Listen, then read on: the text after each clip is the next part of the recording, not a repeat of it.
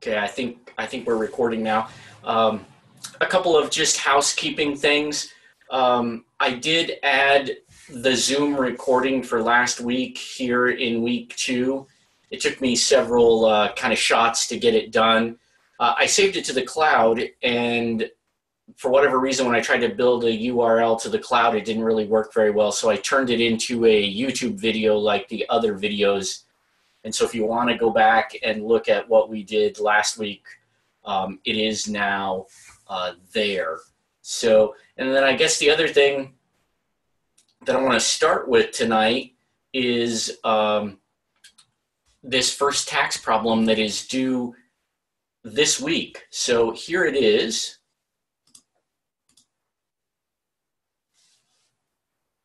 And probably many of you have taken a look at it already, but let's run through it together because it's the first go around, in this class with a tax problem. So you've got a couple of clients here. They're married filing joint. They're in their 40s. I've given you a fake address.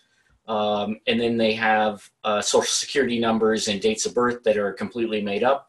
But hopefully they do indeed correspond pretty much correctly to their ages. And then you have what would be like a W-2. We've all probably received a W-2 before. It's got information in different boxes for wages, federal income tax withheld, Social Security wages, Social Security withheld, Medicare, and then Medicare wages and Medicare withheld.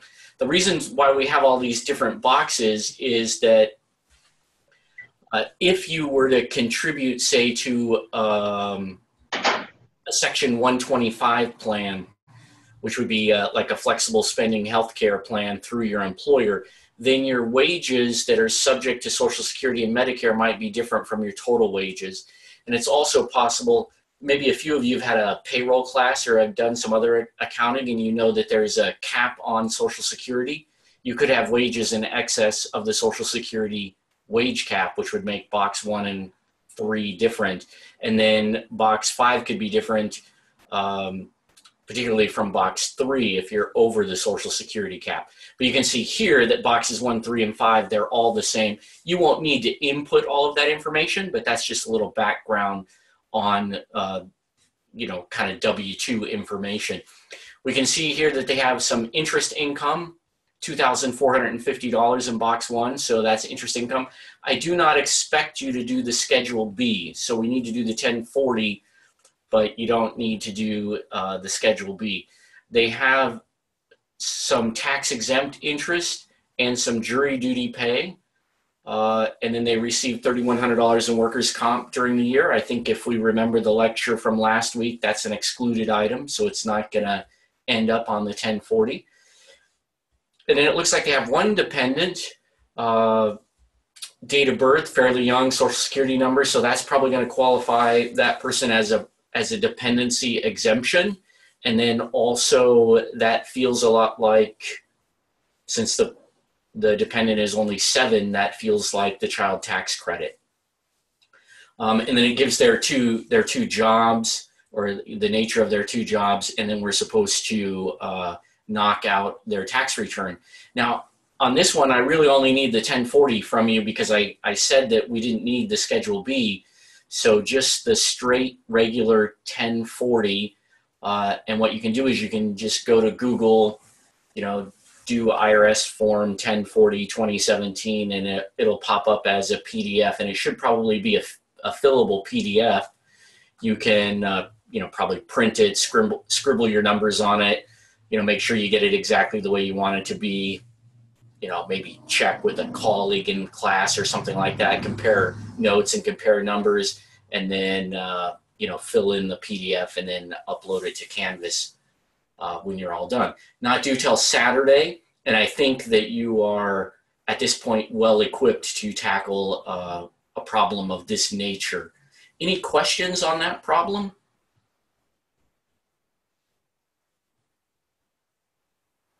You guys feel okay about it? For like the tax exempt, it would be 545, correct? Because you add the jury duty to the tax exempt. Uh, Actually, the 500 as tax exempt is going to kind of stand alone, and it's going to be on that indented line on the 1040. I'll show that to you in a little bit because we'll open a 1040. And the $45 is going to be a line 21 item, other income. Oh, okay. Makes sense now. So we'll see that in a little bit more detail. We'll look at a 1040 tonight also. So any other questions about that? I would add more of a housekeeping item that if you haven't been to Canvas in a little bit, over the weekend I uploaded or created a link for a YouTube on credits.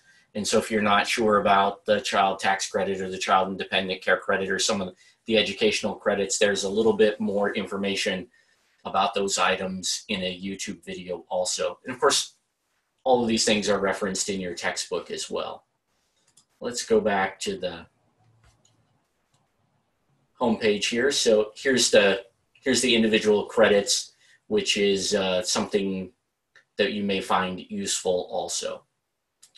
So moving more into this week's material, I added a PDF article about IRS red flags. And so one of the things that comes up with taxes all the time is there are things that we're, I don't know, less sure about, or maybe gray areas, or there are some people who will take fairly aggressive stances on their tax returns. And so this article that I included really talks about the kinds of things that the IRS is often looking for. Now, so much of the tax returns these days have what we generally refer to as source documents that accompany them, things like 1099 interest forms, W-2s, 1098s for mortgage interest, 1098-Ts for tuition and fees. And so there's a lot of source documents that give the IRS a lot of information that they can match to your tax return. But this little article with the audit red flags are just kind of goes through some of the more high risk areas. And then I gave you one article about Roth conversions that will probably make more sense kind of at the end of this week or as we finish up this week's material. But if you find yourself in a low marginal tax bracket, say the 10 or 15% tax bracket, or even let's say you have no taxable income, your taxable income is below the zero amount. One of the things that you might do from a planning strategy is actually convert a regular IRA or some portion of a regular IRA, let's say $5,000, from an IRA to a Roth, which will trigger or cause that event to be taxable. But if you're below the threshold where you're going to be taxed, or if you're in a threshold where the tax is going to be very small, that may be a very wise thing to do because you're kind of minimizing the tax on the withdrawal now. And once it becomes a Roth, one of the things with Roth IRAs is they're not a deduction in the present term, but they accumulate earnings basically tax-free. And so when you withdraw it, there's no tax whatsoever. And so this is sort of a play on tonight's topic, which is deductions above the line. IRAs are deductions above the line, but now we're talking about a situation where you're converting, intentionally converting or creating income because you think it's going to overall result in less tax to have it be income now rather than later. And so I thought that was kind of a fun, I can't believe I just said that, fun. It's an interesting article. For those of us that are super nerds, it's fun, but it kind of relates to the various things that are going to be part of the main topic for tonight. So then I give you two more things to chew on. Let me do this one first. We want to talk about deductions tonight. And so I gave you this PDF, which is really just a bullet list. But one of the things that I think is really difficult when you're new to this tax thing is trying to figure out the difference between these deductions above the line and the deductions below the line. And one of the things that's difficult is I can say that several different ways. So the deductions above the line are the deductions for AGI. And then there are deductions below the line, or deductions from AGI, or lots of times you'll hear me refer to them as Schedule A deductions. And the deductions above the line are on the front of the 1040, and every single taxpayer has access to them. And so you can see that list here. Do you guys see my cursor? Yeah. So when I do show screen and I like scroll back and forth like that, you actually can see that those are the deductions above the line. And again, those ones are available to everybody. The deductions below the line, which are summarized in this list down here, are more commonly the deductions that you hear people talk about. So when people are, you know, going to the cocktail party and they're bragging about some great big huge deduction they took, they're normally talking about their Schedule A deductions, which those deductions are below the line. And when we look at the 1040, I'll try to highlight this also. Those deductions, only about 21 to 25% of the population can take advantage of, because you must overcome your standard deduction to use the Schedule A. And so most people get there on the Schedule A by having mortgage interest and by having property taxes. So those two things are what overcome the standard deduction and sometimes make the rest of the items on this list potentially deductible. This list, the below the line deductions, that's the topic for next week. So we really want to focus in on deductions above the line this week. So back to the sort of the main page here. Whoops, I've scrolled around and gotten lost. The other thing is I added a discussion question, and this was related to our conversation last week, just about you proposing some change that you'd like to make in society, and then backing it up with some kind of tax law change. And this is an opportunity for you to do a little creative thinking about social, economic, or political goals that you may have or would like to promote or propose, and then just thinking a little bit about how the tax law might support that idea. And I think it'll be fun to look at what your fellow students say and what kind of information comes up. So that's just a 10-minute thing that you can do at your convenience. I don't think I'll talk about the sample midterm or these from last week, this practice quiz. I think I'll do both those items next week as part of the review for the midterm. I have been working on building the midterm. You might be able to see it here because I'm sharing my screen with you, but you can see that it's unpublished because I've been building it.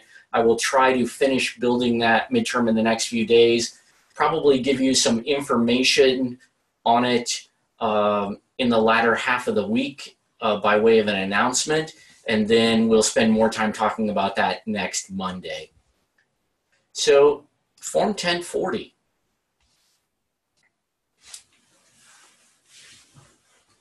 So just by way of review, we've got the masthead up here with the information, which maybe you might put in the Kennedys when you're doing their tax return, their married filing joint, so you might check the married filing joint box. They had a dependent, which would be listed here, and then the appropriate number of total dependents, which would be 3 in the case of the Kennedys. And then you can see lines 7 through 22 are the income categories. And you remember that our tax formula is income broadly conceived, and we spent some time last week talking about things that were included and then things that were excluded. And so 7 through 22 are where most of your, it's where all of your included income ultimately ends up. And so you can see for the Kennedys, you're going to drop down some stuff on line 7.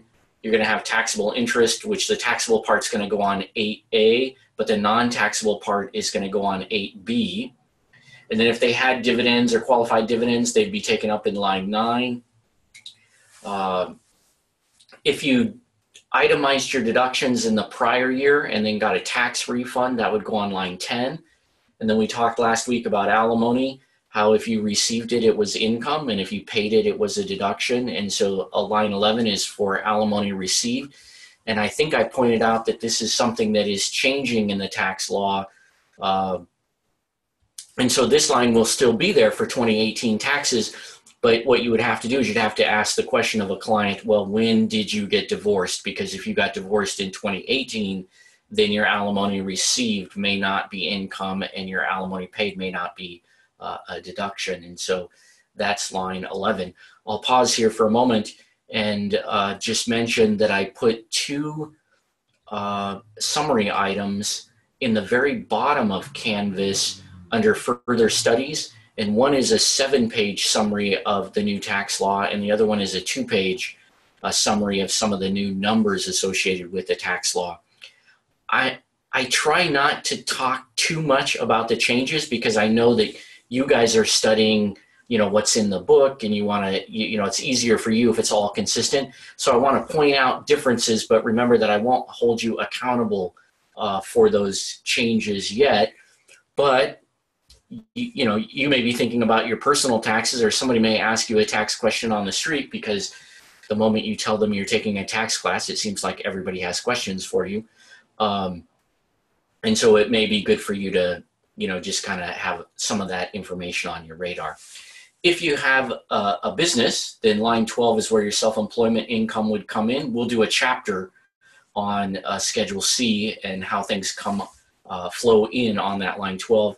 And then capital gains and losses, Schedule D, we'll actually do 2 weeks on capital assets, weeks 9 and 10 of the term. And then line 14 is something we don't really have to worry about. That's if you sell a business asset and it ultimately turns into a profit. So I don't know, imagine you had a file cabinet and you were depreciating it because it was deployed in your business, and then you eventually sold it at a gain. That is a place or an item that might show up on line 14. When you start withdrawing from your IRAs or pensions, those are income sources. Usually, if you've deducted those, like if you've never paid any tax on those items, the taxable amounts will be all of it. But if you have some pre-tax money and some post-tax money in a pension, then the taxable amount and the distribution and the total distribution may be slightly different. Income from rental property. So if you own a duplex and rent it out, or if you, buy a condo and rent it out, or maybe even if you own a timeshare and it is partially rented out, that kind of comes in on line 17, and we'll spend some time with that, I believe, in week 8, but it could be week 7. Farms come in from Schedule F on line 18, and then unemployment compensation, Social Security benefits. And then line 21, there's our jury duty, just sort of the other stuff that we don't know where to put. And so for the Kennedys, you're going to drop $45 right here on line 21. When you're doing these forms, you don't need to put zeros on the lines that you don't use. You just put the numbers where they belong. And everything is rounded to the dollar. So if there are, 25 cents or 50 cents or whatever, we never put the cents out here. We just leave this blank. And so it would just be the 45 here, nothing out here. And you just use conventional rounding methods. If it's 50 cents or higher, you round up. And if it's 49 cents or lower, you round down. And that is not just for our class, that's IRS protocol. Okay, so that was a lot. This is the section I want to talk about tonight, but I guess, the most appropriate thing to do when that's the stuff that you want to talk about is to appropriately skip it. So we'll come back to it. Looking down here, I want to draw your attention to line 40, the itemized or the standard deduction. So when we say that there are deductions above the line, these deductions up here, 23 through 37, are the above the line deductions. They're the ones that are available to everybody because they're on the front of the 1040. And then you can see that adjusted gross income, or AGI, is line 37. AGI gets carried over to line 38, so that's just that number coming down to line 38. And then we take the larger of the itemized or the standard deduction. So for most people, you can see that married filing joint, here we go, the standard deduction is $12,700. So they need to have itemized deductions of $12,701 or more to make it worth itemizing. And so only about 25% of the population, or a bit less than 25% of the population, actually has itemized deductions that exceed their standard deduction. One of the things with the tax law change that they were trying to do is they increased the married filing joint standard deduction to $24,000. They were trying to reduce the number of people who used itemized deductions. I think eventually they would like to see the Schedule A kind of go away. At least that's the theory that is prevailing in Congress at this particular moment. And one of the ways that you do that is you start to reduce the number of people who are using the Schedule A so that you can slowly sort of erode it and make it go away over time. So I think that's the thinking. Whether or not that happens, all that depends on politics and whether or not Congress changes. The people who are elected are changed or whatnot.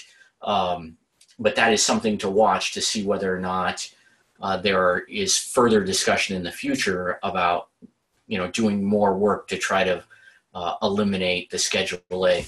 So anyway, that whole Schedule A and those itemized deductions, that's next week. I guess while we're on the second page, you have the exemptions, which is there's going to be 3 of them for the Kennedys, times the 40,050, which is going to create a subtraction here on line 42. Then you'd have to calculate their tax once you have their taxable income on line 44. Here is the line 52 for the child tax credit, so that's going to be the $1,000 for the child tax credit dropping in there. Here are some of the other credits that are mentioned in the YouTube that I gave to you. And then some other taxes that won't apply here. Let's just assume they have healthcare insurance. And then the amount that was withheld from their W-2s, and then ultimately you would arrive at a refund or some amount of tax that they have to pay. So that's just a really fast overview of the 1040 in relationship to the Kennedy problem and in relationship to splitting apart or trying to allow us to see the difference between the above the line deductions and the below the line deductions, or the front of the 1040 deductions and the Schedule A deductions. One of the things when you're dealing with the general public or the average taxpayer too, they do not understand that difference. And so, I will find people that they don't have any mortgage interest, they don't have any real estate, there's absolutely no way that they can itemize their deduction, and yet they're keeping $200 worth of charitable contribution receipts because they believe that that's deductible. And it's not deductible because they can't overcome the standard deduction, so they can't itemize their deductions. It doesn't make any financial sense for them to do that. The same thing happens with medical expenses, again, because most taxpayers don't understand the difference between the above the line and the below the line deductions. So lines 23 to 37. Woo, that's a lot of stuff coming at you. Let's start with line 23.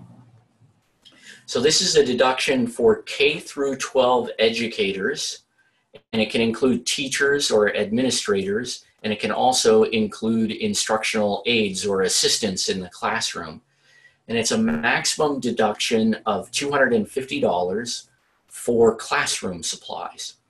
Now, most teachers, most K through 12 teachers that I'm aware of, a lot of them spend close to $1,000 or maybe sometimes even a little bit more than that for classroom items for their students during a given year. So $250 is the cap or the max. It certainly doesn't cover it, but it does create a bit of deduction for them.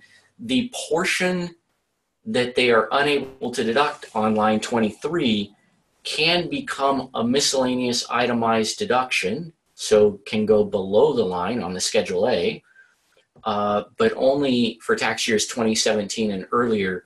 That issue is going away in 2018. So for now, just think $250 deduction max, K through 12 classroom people.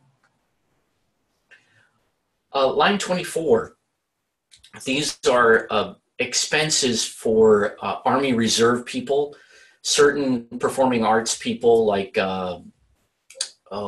community theater people and band people and whatnot, and then fee basis government officials would be like some people that are have posts or positions with the government, but are paid a really nominal fee, like, I don't know, if you were on some board or some committee that was appointed by the city and they paid you a $200 stipend, but they knew that wasn't going to cover what you helped them do, then you could have certain expenses that might go on line 24. This is kind of line 24 is kind of it's a little bit of a catch-all, and it's a little bit of a weird area. It's not real consistent, and so I probably won't ask you about it, but I just put it forth there to have it be on your radar. Health savings accounts. What I'm after here, I think, is that you understand conceptually what's happening with health savings accounts. This came from during the time of President George W. Bush. And so many of these different tax features, sometimes I will attribute them to a particular president, mostly just because it happened during their watch. But that doesn't mean that the president is solely responsible for those things. Of course, they have to pass, the House and the Senate and make it through the two committees in joint reconciliation and then eventually be signed, like we talked last time. But President Bush brought us the educator expense deduction and the health savings accounts. The child and dependent care credit is really kind of a product of the Clinton administration, in particular Hillary Clinton, and the healthcare stuff that we'll see on the back of the 1040. Of course, that's part of the Affordable Care Act, which came to us during the Obama presidency. So just a little history on where some of these things came from or how they've come about. So the health savings account deduction was originally created because we recognized that healthcare costs are really high and that a lot of people were choosing not to have health insurance. And so the uninsured rate was very high. And so don't confuse this with the Affordable Care Act stuff. This is, a good 6 years earlier from that. So one of the things that they created is something, think of it like an IRA account where you contribute to it and you get a deduction for your contribution, and then you can use that account to pay for your healthcare costs. And when you use that account to pay for your healthcare costs, the withdrawals are tax-free as long as they're used for legitimate healthcare expenses. Now, to qualify for a health savings account, you have to have what we refer to as hopefully a high deductible, low premium insurance policy. So you don't have an insurance policy that has a $20 copay or an insurance policy that has a $100 deductible. For a single person, you might have, I don't recall exactly what the numbers are now, but when these first came out, for a single person, you had to have a deductible of $1,000. And then if you had that, you could create a health savings account and then make a contribution of $1,000 to that account and get a tax deduction, which would allow you to meet your $1,000 deductible with pre-tax money. When these first came out, people really thought they would be a boom or would really be a benefit to a lot of self-employed people. Many people who work for large businesses, say the city of Pendleton or Blue Mountain Community College or Amazon or Microsoft, they tend to have pretty good healthcare and pretty good benefits, but people who are self-employed or work for smaller employers, the healthcare cost was very expensive. And so they thought by having high deductible plans, they could get the premiums lower so more people could afford them. And then with the tax incentive, they thought they would be able to increase the number of people who were insured. In fairness, I would say that it's had mixed success. It had a positive impact on, there was some uptick in the number of people that got insurance, but it was not a hugely significant amount. This also should not be confused with, some of you may have heard of flexible spending accounts or cafeteria plans, where your employer may withhold some money to go into a pre-tax account that can be spent on your health insurance costs. that's a slightly different animal. So the thing to remember here, health savings accounts, like an IRA, a deduction above the line, high deductible, and then it can be used for your medical expenses. If you say I put $1,000 in because that's my deductible for the year, and I don't have any medical costs because I was healthy for the year. Well, first of all, great, I'm happy. And then I go the next year, I can put another $1,000 in. So I can actually grow this account beyond my deductible, particularly if I have it for multiple years. That can allow me to then meet my other copays, and in the event that I say reach the age of Medicare, so age 65, and I really didn't need this, then at that point, your health savings account can be converted to look like or feel like retirement benefits. So for some people that have the right circumstances, that's what's happening with the health savings accounts.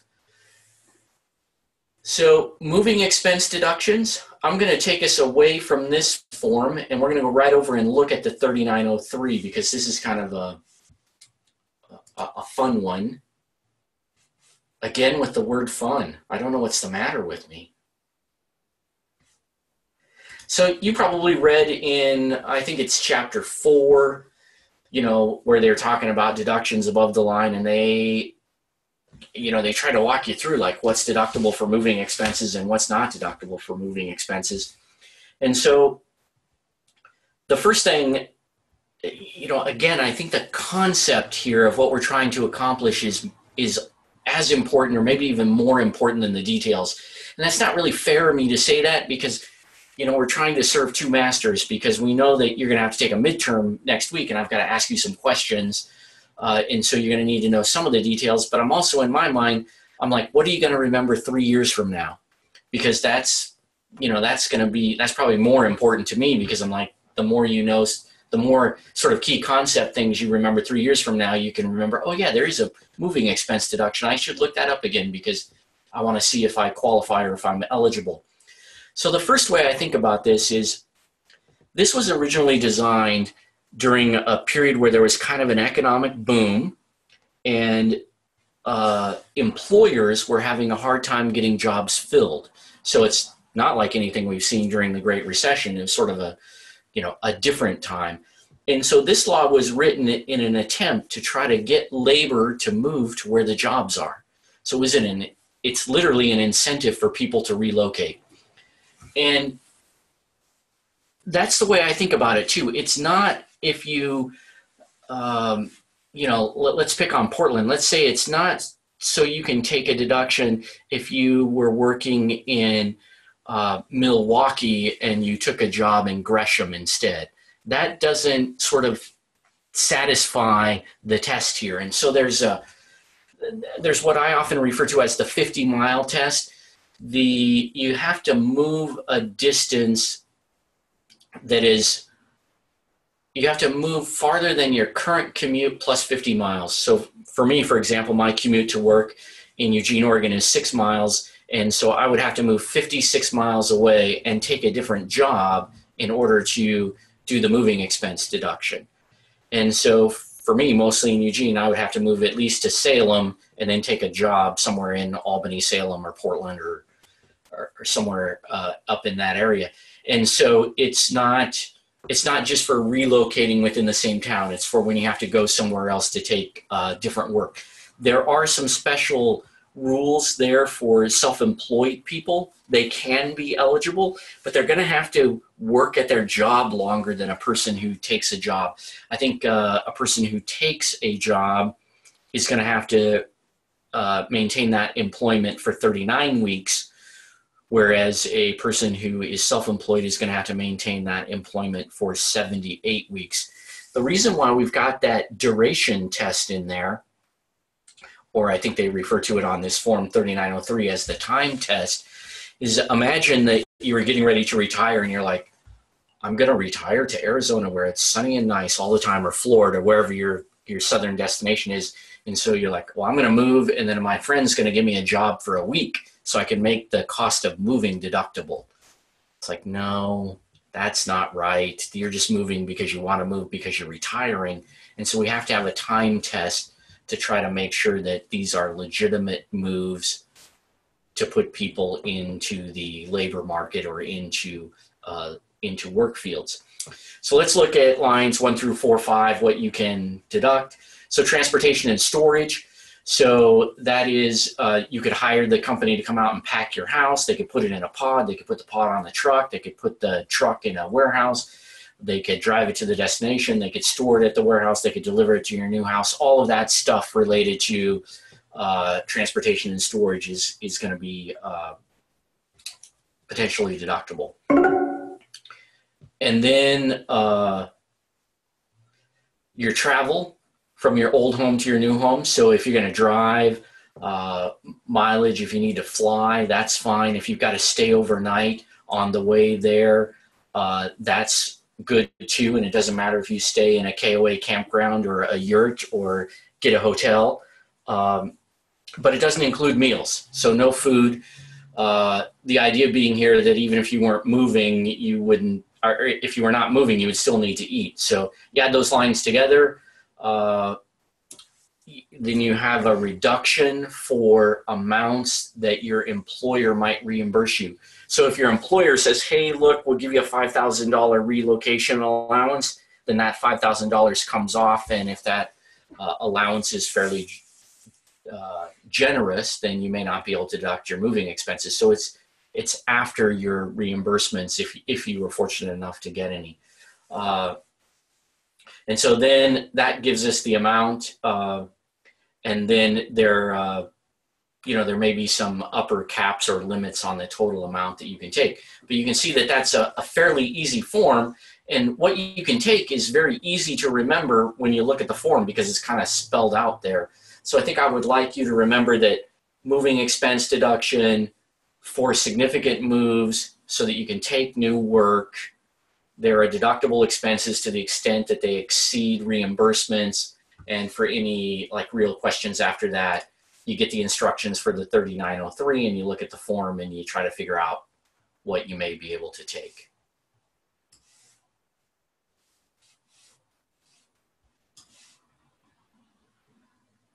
Let me get back to the 1040 here.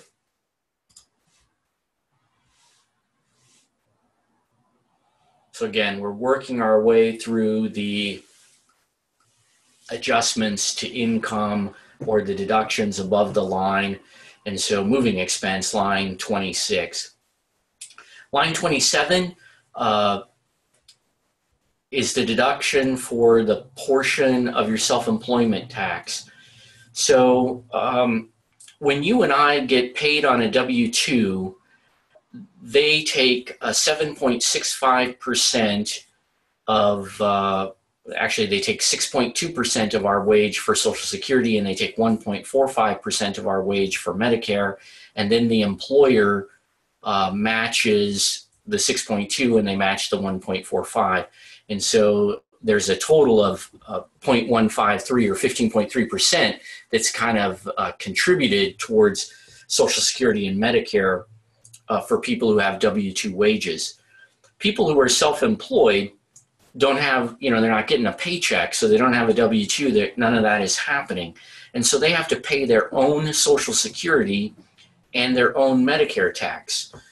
So they pay 6.2% for Social Security twice, and then they pay 1.45% for Medicare twice on what's called a Form SE. And that's based on their Schedule C or their self-employment income. Now, because that corporate business that's giving employees a W-2 gets to deduct the business portion of the Social Security and Medicare, an individual needs to be able to deduct half of the Social Security and Medicare that they pay. Now, that Social Security and Medicare, when you're self-employed, we generally refer to that as the SECA tax, the Self-Employed Contribution Act, as opposed to the FICA, which is the Federal Insurance Contribution Act. And so they're deducting a half of it on the front of the 1040 on line 27. Again, based on the profits, that tax is calculated based on the profits from their Schedule C. By the way, scrolling down here, if they have, oh boy, now you're getting dizzy. If they had income on line 12 for their Schedule C, then they probably have a deduction for half of the self-employment on line 27, and that tax that we're talking about, the SECA tax, the self-employment tax, is reported on line 57. It is in excess or above and beyond their income tax. And it is quite it can be a shocking surprise for people that are self-employed, and it's particularly painful for self-employed people who maybe have been operating their business for just a year or two, and maybe they've been losing money, and so they haven't owed that tax, and then they cross the threshold and become profitable, and then all of a sudden they have that 15.3% tax. Now think about this for a minute. Let's say you made $100,000 as a self-employed professional.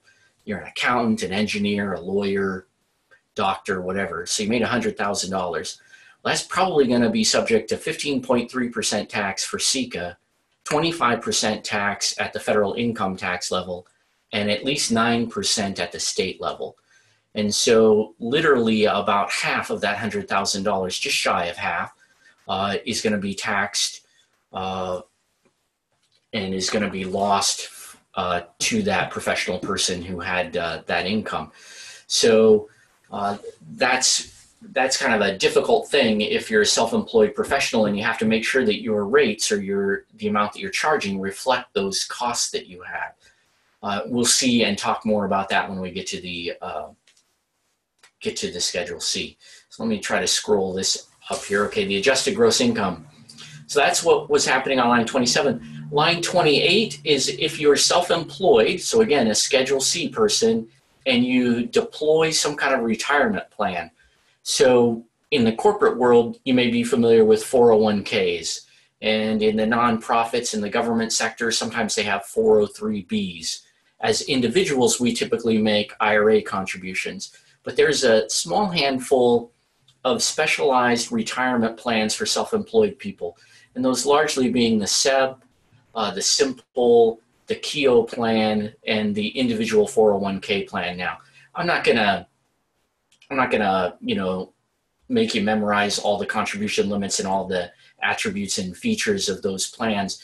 I guess it would be nice if you realized that self-employed people have an option to do a regular IRA if they want to, and if they would rather do something a little bit fancier, they could do a SEP, a Simple, an individual 401k, or a KEO plan, and then from there, I think I would, track down what all the limits and rules are on those things. So, just for example, if a person is, we'll go back to that professional person who had $100,000 in profit from their business, they may want to make a SEP contribution, and in that case, instead of making a traditional IRA contribution that maybe would be $5,500, they may be able to make a $15,000 or $16,000 SEP contribution, which would create a significant deduction that would go on line 28.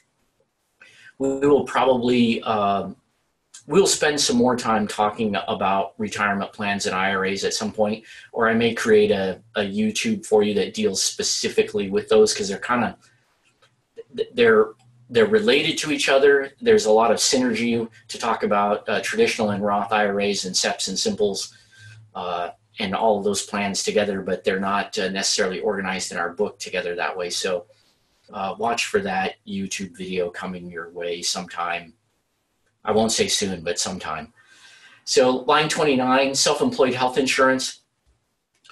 So if you, again, this is an attempt to try to make the self-employed person equivalent to the person who has W-2 wages in a corporation or a business. So if you're a business and you provide health insurance for all of your employees, that health insurance is deductible as a business expense, and it's not income for your employees. And so when a business owner, a Schedule C business owner, pays for their own health insurance, they deduct it on the front of the 1040. That is, if you're kind of following what we're saying tonight, Lo, that is not in parity with what is happening for the W-2 person. So the W-2 person is getting health insurance, and it's not included in the calculation of their Social Security and Medicare, and it's not income to them. The health insurance is not income to the self-employed person, but it is included in their self-employment tax. So if I make $100,000 and I pay $20,000 for my own health insurance, the $100,000 is going to be subject to the 15.3% SECA tax, and then I'm going to take a $20,000 deduction for the cost of my health insurance on the front of the 1040. That puts me at a disadvantage compared to an employee. And I'm kind of surprised that when we had this latest round of tax law changes that they didn't correct that. It's been something that's been talked a lot about in terms of trying to create that parity, but it doesn't exist at this point. So line 30, early withdrawal on the savings. This line is absolutely crazy. I can't believe it hasn't gone away yet. This is if you have a CD and they have paid you some interest on it and you withdraw it before, say, the 90 days or 6 months or however long the CD is, and there's a penalty on it, then that penalty is deducted here. I guess the reason why I kind of said this line's crazy is because it never gets used. I mean, it's there, but in the 10 years that I've been a practitioner, I have never put anything on line 30, and I do about, well, not that many tax returns, but 50 a year, so that's like 500 tax returns, never needed that line. And you just don't see it get used.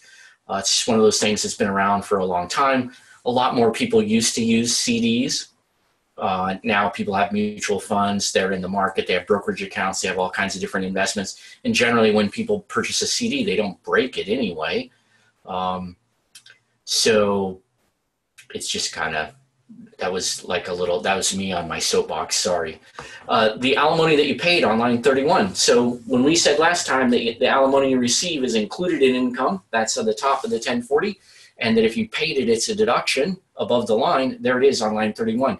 You have to put down the recipient Social Security number. So if you paid it to your former spouse, you have to put in their Social Security number, and you can bet that the IRS is taking that line 31 and seeing who you paid that alimony to and making sure that it's ended up being reported on that person's tax return. That's a fairly easy thing for the computer to check.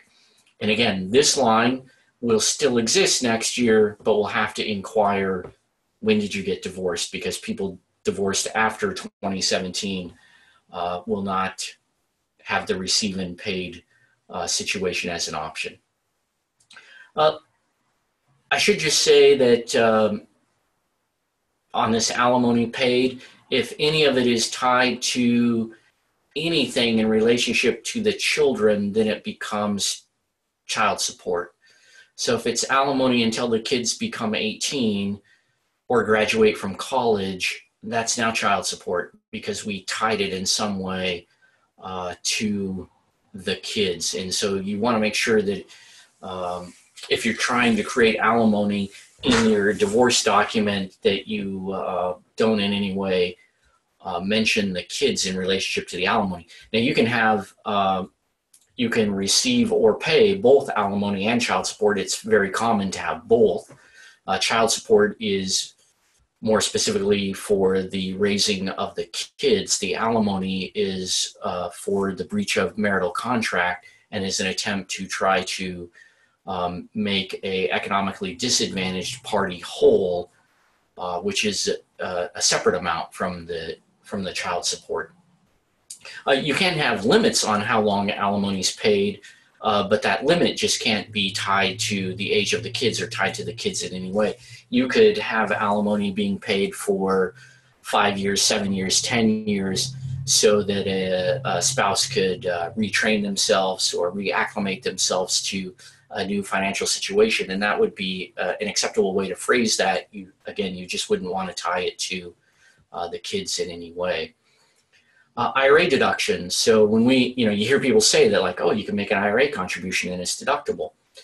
Currently, you can deduct $5,500 or up to $5,500. You must have earned income in order to make that deduction. So if my earned income for the year was only $2,000 because I had a little job during the summer where I worked at a summer camp, then the maximum IRA contribution is the $2,000. If I earned $3,500, then the maximum IRA contribution is $3,500. If I earn $10,000, then the maximum IRA contribution is $5,500, unless, and this will drive you crazy, there's always an unless or except for or what about in the tax code, unless I'm over 50, and then I can contribute an extra $1,000, often referred to as the catch-up amount, which makes me think of French fries. That's just a terrible joke, isn't it? But you're allowed to contribute an extra $1,000 if you're over 50, the idea being that you're approaching retirement more rapidly now and probably recognize that you'd like to save a bit more. And so we have that extra $1,000 for people over 50. The IRA contribution amounts are indexed for inflation, so they tend to creep up every year, although the last 2 years they haven't crept up because there hasn't really been much in the way of inflation. And I think they have to move in increments of $100. And so, we may see IRA contributions next year of $5,600 if inflation has been adequate to move us there. Student loan interest deduction. So some of you may be borrowing money to go to school. Some of you may be borrowing money to go on for a bachelor's degree or whatnot.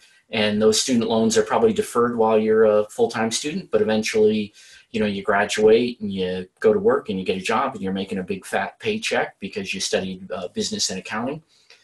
And I think 6 months after you graduate and have that job, then all of a sudden you'll have to start making student loan payments. And there's going to be some interest associated with that.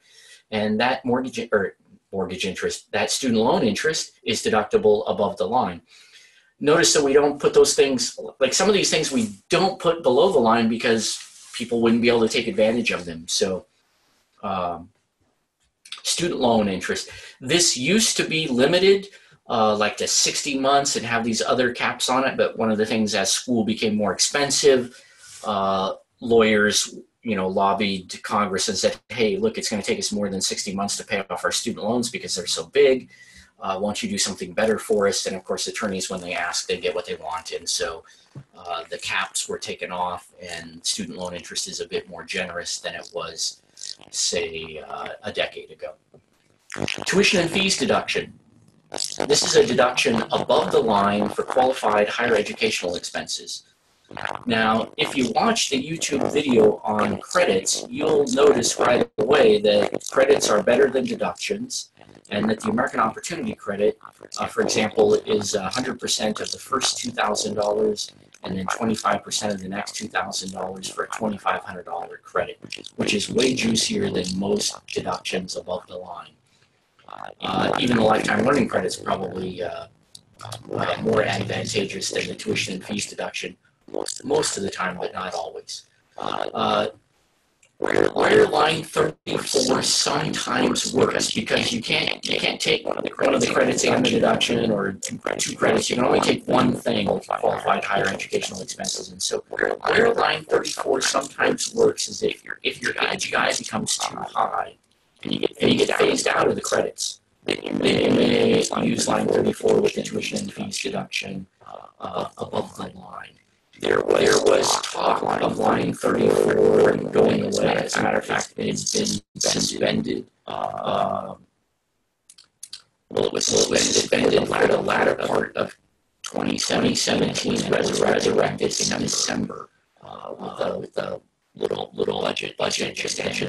They sort of added back this deduction and some of the energy credits. And so this is a line that I think could go at some point because it is infrequently used, and the benefits are there in opportunity credit and the lifetime credit, which there seems to be a commitment to keeping. So This is Holden. yeah. We're getting a ton of feedback, like you're talking through like a fan or something. Something has changed with your mic. Wow. How is it now? It almost sounds like feedback or something. Did it just start, or has it been going on for a little while? Maybe a minute or two. Okay. I It haven't. did at the end of last week too. I haven't changed anything. No settings, press no buttons or whatnot. I wonder. How is it now?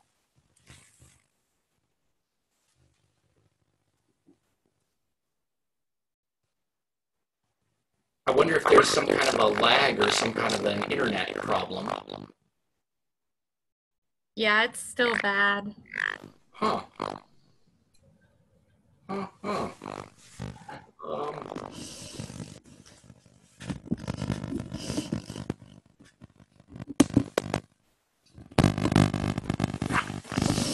Can you hear me now?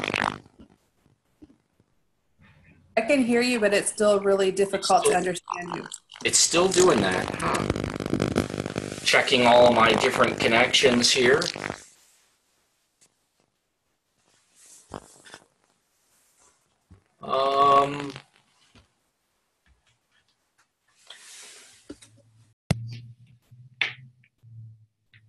How about now? That's better. Did it change a little bit? Way better. How's the volume on that? Fine. Okay, what I did was I just connected my external microphone, and I'm working off the built-in one now, which sometimes doesn't have as good of uptake, I guess. But as long as you can hear me, I guess that's good. Thanks for letting me know. Don't be afraid to scream. Yeah, that is way better. Okay, tuition and fees deduction. So possibly could be, one of those things that might go away in the future. Wouldn't be surprising. So line 35, let me tell you what this is, but don't put too much energy into this line. This is the section 199 deduction, which is the domestic production activities deduction, affectionately referred to as the DPAD. This was a deduction above the line for U.S. Manufacturers, so people who deployed manufacturing activities in the U.S. It did include things that you and I wouldn't normally think of, like construction and a few other types of activities that were kind of around the margins of production. And it was a percentage. It started at 6%, and then it grew to 10% of your qualified production costs in the U.S., and it was limited by your W-2 wages. It was basically an incentive to try to encourage U.S. manufacturing. And it's less than 5 years old. It was, it came to us during the Obama administration, and it is subsequently going away. So it ended at the end of 2017, and this is one of the things that no longer exists in 2018. So it's probably referenced in your book, but most of these things that if I know they're going away, I'm going to try really hard not to ask you any questions about those things, because I want to fill your mind with things that are more likely to stay or stick around. So that takes us through, the bottom of the 1040, the deductions above the line. I think they are, how do I say this? I mean, I feel like they're some of the easier things to understand. And that's not to say that they're like easy or simple, but they're less complicated than, capital gains or rentals, or even the definition of income with all those things that are included and excluded. I feel like this is an area that maybe feels a touch friendlier than some of the other things that we'll be spending time with. So dropping back to week 3 here.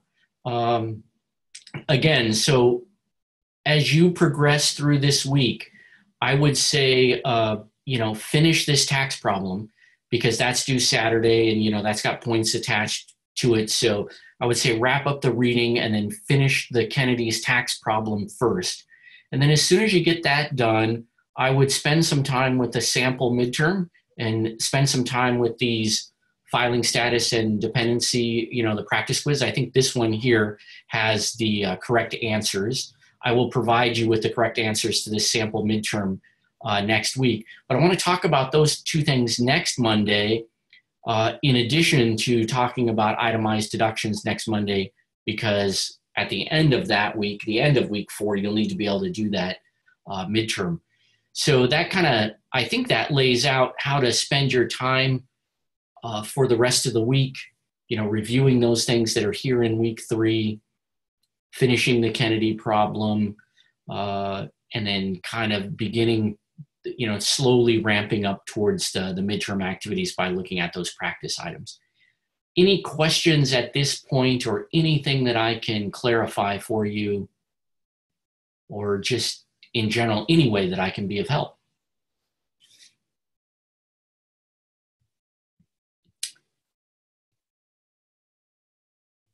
Are you guys still there? Yeah.